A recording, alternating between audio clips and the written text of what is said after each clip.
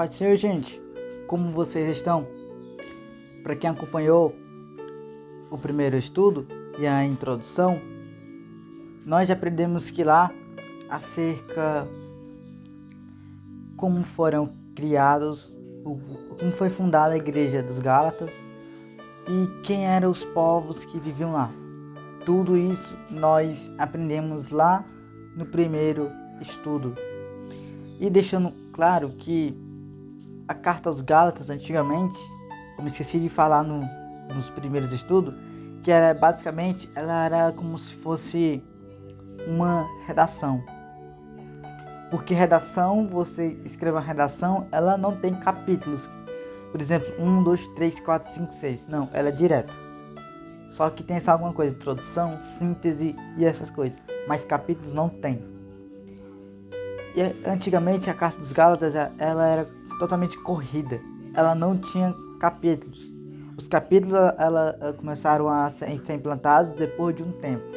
Mas não tinha capítulos. Era totalmente corrida. E já no capítulo 2 vai ter a continuação do primeiro capítulo. Como tem livros bíblicos que o primeiro capítulo é uma coisa e no segundo já é outra coisa, já muda. O Gálatas não é a mesma coisa. Gálatas é a mesma coisa. Não é a mesma coisa do que os demais livros. Ela é diferente. A carta aos Gálatas. Para quem não me conhece, me chamo Genival Souza e hoje venho trazer o segundo estudo sobre a carta aos Gálatas. Que vamos ler 5 versículos que eu vou já iniciar do 1 ao 5, mas antes quero falar sobre algo interessante. No estudo do capítulo 2 da carta aos Gálatas, veremos Paulo dando mais detalhes sobre a questão da justificação pela lei. Estava entrando e sendo para aquelas igrejas, defendendo que essa é uma doutrina incorreta, a justificação pela lei. Vamos daqui a pouco aprender sobre a justificação pela lei. O que nós iremos aprender hoje é sobre a viagem de Paulo para Jerusalém, que é no versículo 1 ao 5, as recomendações que Paulo recebeu e o respeito pelos apóstolos, que é do 6 ao 10. Paulo repreende Pedro, do 11 ao 15, e não existe justificação pela lei, que é do 16 ao 21. Tudo isso vamos falar neste vídeo. E vamos iniciar com versículos 1 ao 5, que vamos relatar acerca da viagem de Paulo para Jerusalém. 14 anos depois, fui outra vez a Jerusalém, com Barnabé, levando também Tito. Fui em obediência a uma revelação, e lhes apresentei o evangelho em que prego entre os gentios. Mas fiz isso em particular aos que pareciam de maior influência, para não correr ou ter corrido em vão. Mas nem mesmo Tito, que estava comigo, sendo grego, foi obrigado a submeter-se à circuncisão. E isso surgiu por causa dos falsos irmãos que se haviam filtrados para espreitar a liberdade que temos em Cristo Jesus e nos reduzir à escravidão. A esses nos submetemos por um instante sequer, para que a verdade do Evangelho permanecesse entre vocês. Bom, a viagem de Paulo para Jerusalém. Essa viagem de Paulo a Jerusalém, ao que tudo indica, foi a viagem onde aconteceu o concílio em Jerusalém. Relata em Atos 15. Não foi a segunda viagem de Paulo. Ele já tinha feito outras. No capítulo 15 de Atos vai falar sobre acerca do concílio de Jerusalém. O concílio de Jerusalém foi a reunião que teve entre os presbíteros daquela época, daquela igreja, para tratarem sobre a questão da circuncisão e também das leis de Moisés. Que isso estava afetando a igreja dos Gálatas. Estava fazendo com que eles fossem para outras doutrinas falsas, que eles acreditassem em doutrinas falsas. E não que a doutrina de Moisés seja falsa, mas é porque mediante o sacrifício de Cristo Jesus no Calvário, não adianta você cumprir lei, você fazer muitas obras que não vai te dizer que você é salvo pelas obras. Já Paulo, ele repassa para a igreja dos Gálatas que no primeiro capítulo nós aprendemos que Paulo ele mostra sua indignação sobre a igreja dos Gálatas. E o mais interessante é que no capítulo 15 vai falar algo sobre essa reunião que teve para tratar sobre essa questão acerca da justificação pela lei. Que você fazendo obras boas é salvo. Se contar que as demais opções que tinha dentro dessa lei mosaica. Aí nesse versículo 1 ao 5 relata acerca que Paulo foi para Jerusalém com Barnabé e levou também Tito. No caso era 3. Ou seja, eles tiveram a revelação e obedeceram essa revelação. E Paulo apresentou o evangelho em que ele prega para os gentios. Mas Paulo ele tinha feito aquilo em particular, porque as pessoas lá eram com uma influência enorme. Aí ele continua. Nem mesmo Tito, que estava comigo, sendo grego, foi obrigado a submeter a circuncisão. Isso é um ponto que faz parte da lei de Moisés, a circuncisão. Que aquele que é circuncidado já tem o direito à salvação. Aquele que é circuncidado já é salvo. E Paulo ele menciona isso por quê? Porque a circuncisão não indica nada. Porque se a circuncisão indicasse algo, Cristo não teria morrido na cruz do Calvário. A circuncisão é como se fosse uma doutrina que não vale mais. Perdeu o valor. Significado de Concílio de Jerusalém foi uma reunião inicial entre as lideranças cristãs nos meados do século I para abordar se os gentios não judeus deveriam seguir as leis de Moisés. Foi isso que aconteceu, para seguir as leis de Moisés. E houve essa reunião para ter um ponto mais decisivo. E vamos passar por alguns capítulos e versículos e vamos analisar acerca da viagem com Barnabé para a apresentação. Paulo e Barnabé. Gálatas, capítulo 1, versículo 18, nos diz assim: Passados 3 anos, fui a Jerusalém para me encontrar com Pedro e fiquei 15 dias com ele. Paulo se encontrou com Pedro e passou 15 dias com Paulo.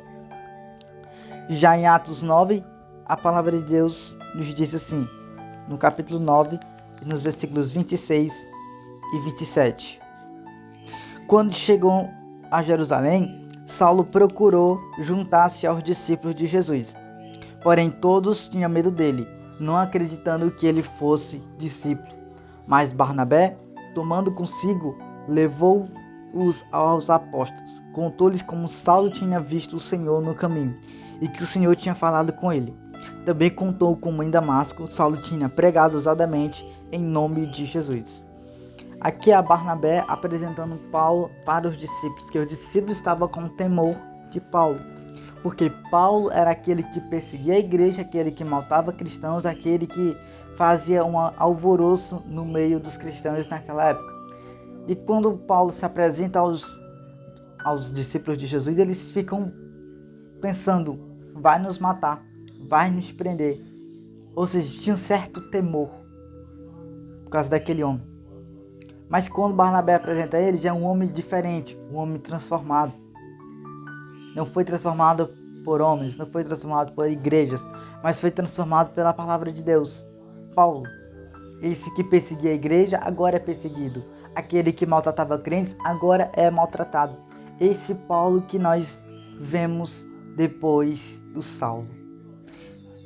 É necessário alertar que quando ele é apresentado, os discípulos ficam com meio pensando, vai ter algo que nós vamos ter que passar novamente.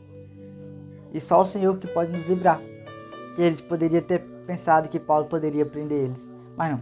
Barnabé apresenta Paulo com outro intuito. Barnabé diz que Paulo já estava pregando a palavra ousadamente. Vamos também deixar claro em Atos, capítulo 11, que é no versículo 27 e 30. Mas essa é a segunda viagem. A que eu falei anteriormente foi a primeira viagem de Paulo. Segunda viagem com Barnabé, para aliviar a fome da igreja de Jerusalém. Atos 11, 27 e 30, que nos diz assim: Naqueles dias, alguns profetas foram de Jerusalém para Antioquia, e apresentando-se um deles, chamado Ágabo, dava a entender pelo Espírito que haveria uma grande fome em todo o mundo. Essa fome veio nos dias do imperador Cláudio. Os discípulos, cada um conforme as suas posses, resolveram mandar uma ajuda aos irmãos que moravam na Judéia. E eles fizeram, enviando essa ajuda aos presbíteros por meio de Barnabé e Saulo. Segunda viagem de Paulo e Barnabé. Aqui observamos que teve uma visão, Ágabo teve uma visão acerca que na cidade haveria uma fome, grande fome, na cidade, na verdade no mundo, haveria grande fome. E era necessário que Paulo e Barnabé fossem para lá para fazer a diferença, para levar alimento. E vamos tratar sobre este ponto, neste exato momento. Terceira viagem do Concílio de Jerusalém. Atos 15, conforme a apresentação, Gálatas 2. Bom, nessa viagem, Paulo relata que expôs o evangelho que estava pregando entre os gentios. O evangelho que Paulo pregava era o mesmo que os apóstolos de Jerusalém pregavam para os judeus. Paulo usa essa viagem, entre outras coisas, para validar isso. A mensagem era a mesma, apenas o público era diferente. Os apóstolos de Jerusalém pregavam para os judeus, enquanto Paulo havia sido enviado para os gentios. Ou seja, judeus de Jerusalém pregavam para os judeus e Paulo pregava para os gentios.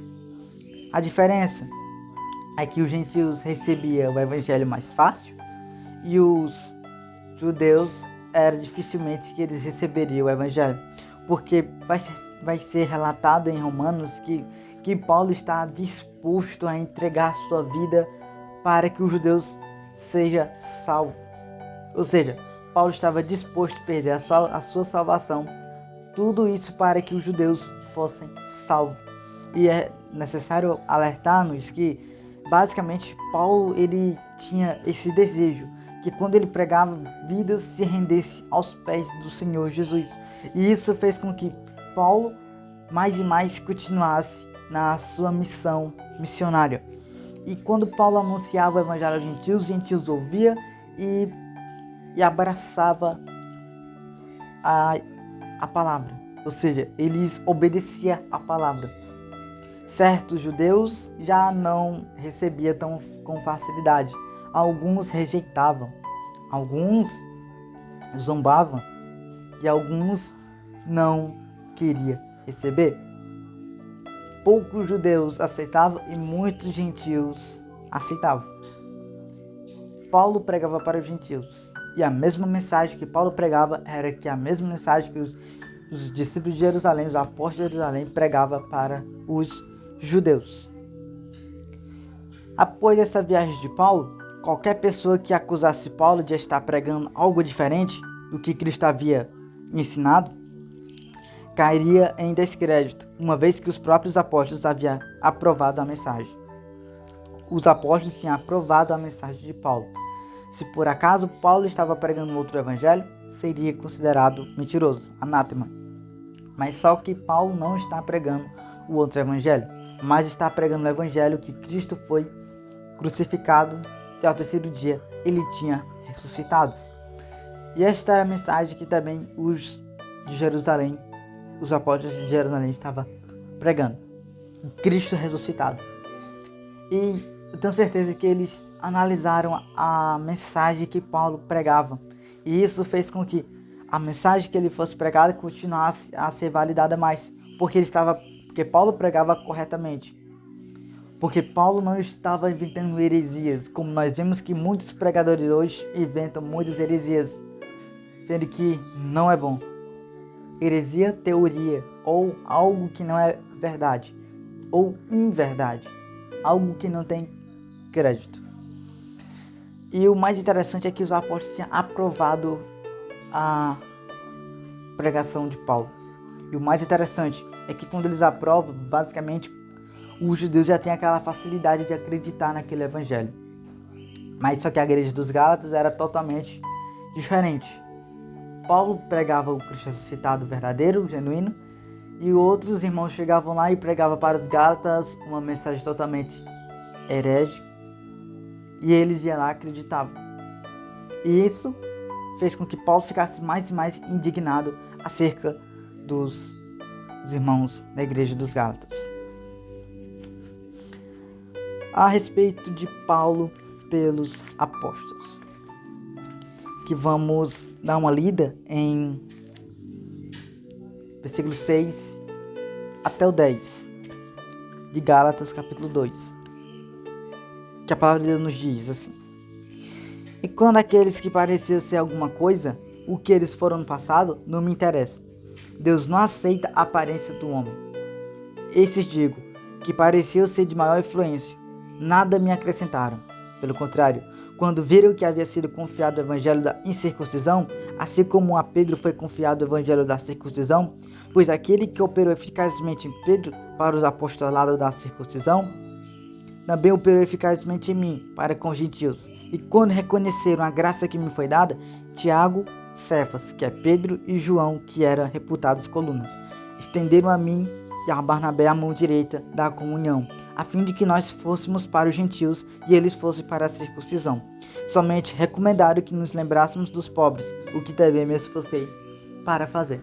E se Paulo ele diz, me esforcei para fazer, para ajudar os pobres, então entendemos que tinha um pouco de complicação de Paulo ajudar os pobres.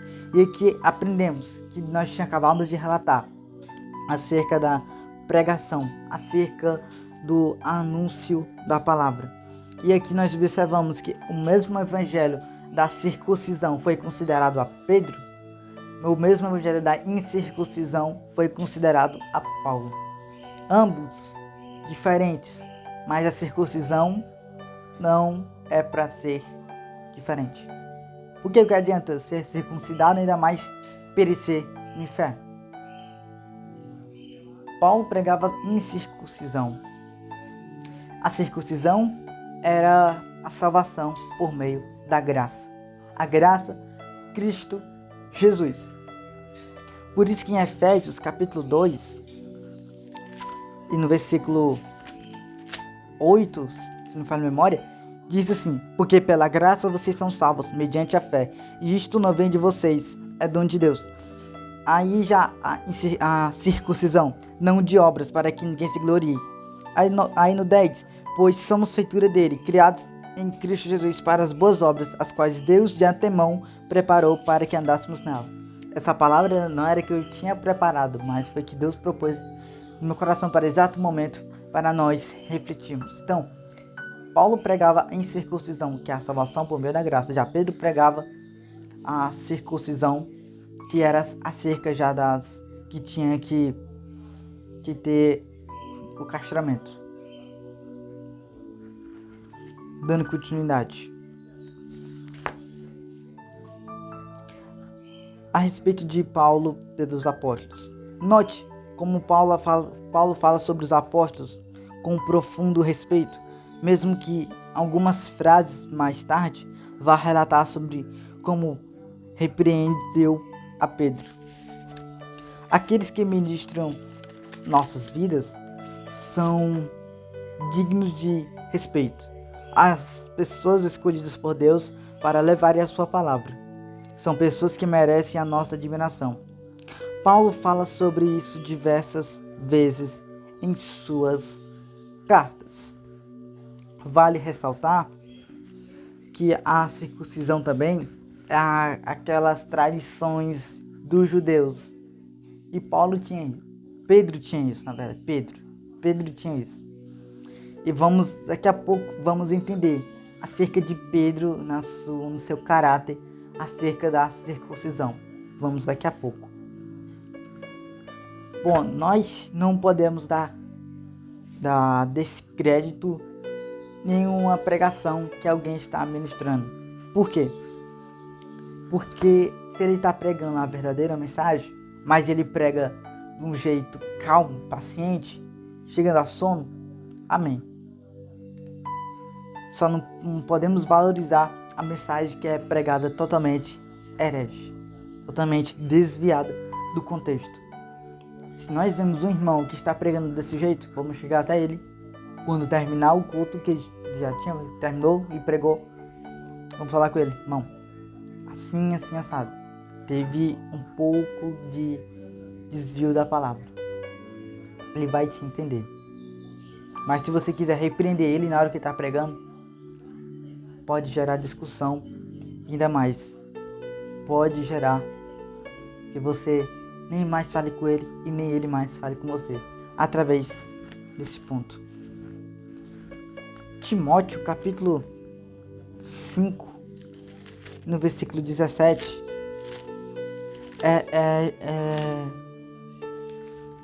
legal de ser tratado, porque diz assim, ó: devem ser considerados merecedores de pagamento em dobro os presbíteros que presidem bem, especialmente os que se esforçam na pregação da palavra e no ensino. Basicamente isso. Ou seja, veja que Paulo honra a autoridade apostólica de Pedro e no mesmo texto afirma que sua atitude em um determinado momento era repreensível. Ou seja, Paulo repreende Pedro. O caso aqui é que Pedro vinha comendo com os gentios, ou seja, Pedro estava lá naquela comunhão.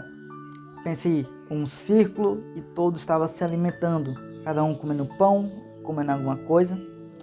Aí Pedro estava lá com os gentios, que era o povo que Paulo pregava. Aí Pedro, sendo judeu, sendo circunciso, estava lá junto com eles. E quando ele estava comendo em comunhão, aí o que aconteceu? Chegaram alguns irmãos judeus, novos convertidos. Quando Pedro avista, Pedro começa a se afastar. E até Barnabé é influenciado também por Pedro. E ele também se afasta dos gentios. E Paulo ele vai falar sobre este ponto nesse exato momento. Até a chegada de alguns judeus convertidos, como acabei de relatar, quando estas pessoas chegam, Pedro começa a se afastar dos gentios, com quem estava, para ficar apenas com aqueles que eram judeus. Essa atitude deu a entender que a maneira correta de se viver era vivida pelos judeus cristãos, que ainda guardavam muitos dos preceitos da lei mosaica. Pedro ainda guardava os costumes da lei mosaica. E vamos adentrarmos num assunto bastante interessante sobre as questões das leis mosaicas. Segundo tem um livro dos judeus, se não me falha a memória, tem 613, se não me falha a memória, mandamentos, todos judaicos, e 10 deles da palavra. E eles se esforçam para cumprir todos os mandamentos. Isso, judeus. 600 e alguma coisa, não me recordo. E eles se esforçam para cumprir todos os mandamentos. Do dia a dia, do seu caráter, sobre este ponto. Mas não adianta nada. Aí o texto de Gálatas 11, capítulo 2, no versículo 11, é na parte que Paulo repreende Pedro, que diz assim, ó: quando porém Cefas viu Antioquia, resistiu-lhe face a face, porque havia se tornado repreensível. De fato, antes de chegarem alguns à parte de Tiago, ele comia com os gentios. Quando porém chegaram, começou a se afastar por fim, e separou-se temendo os da circuncisão. Enfim, separou-se temendo os da circuncisão, e também os demais judeus se fizeram hipócritas juntamente com ele, a ponto do próprio Barnabé ter se deixado levar pela hipocrisia deles. Quando, porém, vi que não procedia corretamente, segundo a verdade do Evangelho, eu disse a Cefas, que é Pedro, na presença de todos: se você que é judeu vive como gentil e não como judeu, por que quer obrigar os gentios a viverem como judeu? Exatamente, é este ponto que Paulo repreende Pedro, devido ao costume de Pedro para com a lei. E Pedro tinha andado com Cristo. Ele viu que Cristo ele disse assim: eu vou resumir os 10 mandamentos em 2 só. Ame o seu próximo como a ti mesmo e ame Deus sobre todas as coisas. Só isso. Pedro não entende isso. Pedro não entende. Por isso que Paulo repreende Pedro. Imagine se fosse outro no lugar de Paulo, ia dizer: mas tu não andou com Cristo? Não viu o Cristo que diz, não? Não viu quando o Cristo ele ensinava e falava sobre os mandamentos que ele fez em 2, os 10 que Moisés escreveu?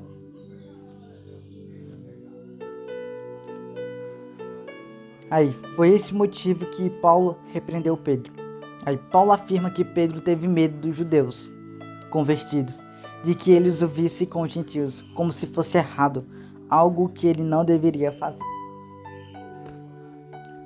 Deixando claro, Paulo é da circuncisão e Pedro da circuncisão. Paulo incircuncisão e Pedro da circuncisão.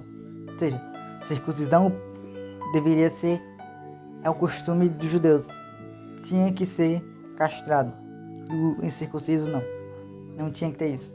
Porque a salvação é por meio da graça que é Cristo Jesus, que nós aprendemos neste vídeo em Efésios capítulo 2, versículo 8, 9 e 10.